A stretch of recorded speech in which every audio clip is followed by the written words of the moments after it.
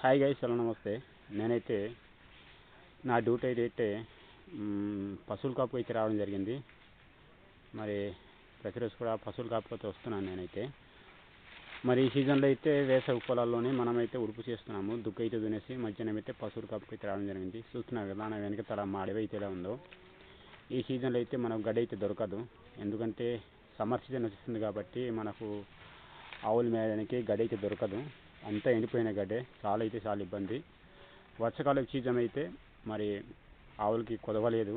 మా అడవంతా మొత్తం గడ్డి ఉంటుంది, ఎటువైపు తీసుకెళ్ళినా గడ్డి ఎక్కువ ఉంటుంది. ఆవులు అయితే అది ఇష్టం వచ్చినట్టు మేస్తాయి. చూస్తున్నారు కదా, ఇది ఏమంటారు మీరు? ఈ కాయలు అయితే చాలా బాగున్నాయి కదా, చూస్తున్నారు కదా. మనం ఎలాగే దారంతో పెయిన్ ఉంటాము, సేమ్ అలాగే ఉన్నాయి కాయలు అయితే. దీన్ని ఏమంటారో కామెంట్ రూపంలో తెలియపరచండి ఫ్రెండ్స్. మేమైతే దీన్ని నులత చెట్టు అంటాము. ఇది మనకు జిగటి విరసనాలకి అయితే దీని యొక్క వేరైతే చాలా పని చేస్తుంది. ఆ యొక్క వేరు నమిలి తిని వెంటనే స్పాట్లో అయితే జిగటి విరసనాలకి తగ్గిపోతుంది. చాలా బాగా పనిచేస్తుంది ఫ్రెండ్స్. మీ కడువుల్లో మీ యొక్క ప్రాంతంలో ఇలాంటి చెట్టు ఇలాంటి కాయలు ఉన్నాయో లేదో కామెంట్ రూపంలో తెలియపరచండి. Okay guys. హలో గైస్, చూస్తున్నారు కదా, అదే మా ఊరు పొలాలు చూస్తున్నారు కదా. చాలా మనం చాలా ఎత్తైన శిఖరంలో ఉన్నాము. చాలా మరి కొండపైన అయితే ఉన్నాము మనం, చూస్తున్నాం కదా. ఆ యొక్క విలేజ్ లొకేషన్ అయితే చూడండి ఒకసారి మీరు ఎలా ఉందో. మనకైతే క్లియర్గా కనిపించట్లేదు, ఎందుకంటే అంత కూడా పొగ మంచి అయితే కమ్మిస్తుంది, అందుకావున సక్రమంగా కనిపించట్లేదు. ఆ శివర్ణ కనిపిస్తుంది కదా, దాన్ని కొమ్మరి అంటాం ఫ్రెండ్స్. ఆ కొమ్మరి అనేది సుమారు 300 అడుగులు ఎయిట్గా ఉంటుంది. అది చాలా పెద్ద రాయి. దాని తెరలు కూడా వస్తుంటాయి ఆ రాయిలోనే. చూస్తున్నారు కదా, ఇది పశువులు తీసుకొచ్చాం కానీ గడ్డి మొత్తం అయితే ఎండిపోయింది.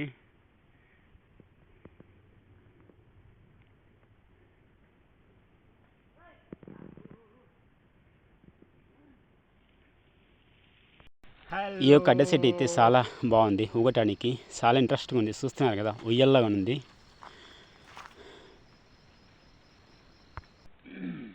గైస్, ఇక్కడ కుక్క చూడండి, చెట్టు పైన అయితే ఎక్కింది. చూస్తున్నారు కదా, ఆ కుక్క అయితే ఏ జంతువు ఎటువైపు వెళ్ళిందో వెంటనే పసికడుతుంది. చూస్తున్నారు కదా, చెట్టు పైన అయితే ఎక్కేసి చూస్తుంది.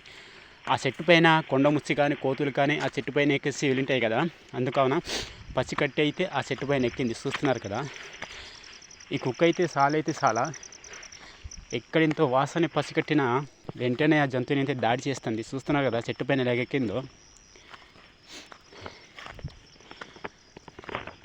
చెట్టు పైన మరి ఎక్కి చూస్తున్నారు కదా.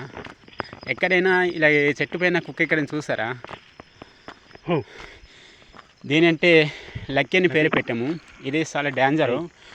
మనుషులు అతట్టుగా కనిపిస్తే వెంటనే దాడి చేయడానికి ఇదవుతుంది, కానీ మనం దాని పేరు పెట్టి పిలిస్తే ఆగిపోతుంది.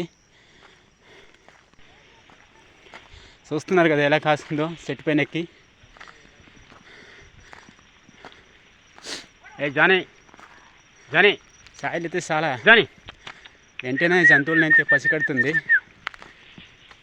ఇంతవరకు ఏ కుక్క కూడా చెట్టు పైన ఎక్కి చూడలేదు.